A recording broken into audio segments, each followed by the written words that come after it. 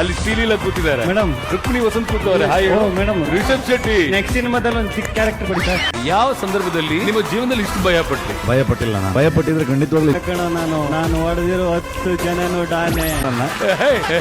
ಇದು ಸ್ವಲ್ಪ ಜಾಸ್ತಿ ತೋರಿಸ್ಬಿಟ್ಟಿದ್ದಾರೆ. ಚೂರು ಅರ್ಲಿ ಕಟ್ ಮಾಡ್ಬಿಟ್ಟಿದ್ರೆ ಒಂದು ಒಳ್ಳೆ ಆನ್ಸರ್ ಕೊಡ್ಬೋದಾಗಿತ್ತು. ಏನಾದ್ರು ಪರಕ್ಕೆ ಅಷ್ಟೇ ಹೋಗ್ಬಿಡ್ತಿ ಸ್ವಲ್ಪ. ಎಂಟರ್ಟೈನರ್ ಆಫ್ ದಿ ಇಯರ್ ತಗೋ. ಎಂತೆಂಥ ನನ್ನ ಮಕ್ಕಳು ಇರ್ಬೋದು ಗುರು ಜೀವನದಲ್ಲಿ. ಎದುರುಗಡೆ ಒಂಥರದಲ್ಲಿ ಇರ್ತಾರೆ, ಹಿಂದ್ಗಡೆ ಒಂಥರದಲ್ಲಿ ಇರ್ತಾರೆ. ಅವಾಗೆಲ್ಲರಿಗೂ ಇವತ್ತಿನವರೆಗೂ ಈ ರಿಯಾಕ್ಷನ್ ಓಡ್ತಾನೆ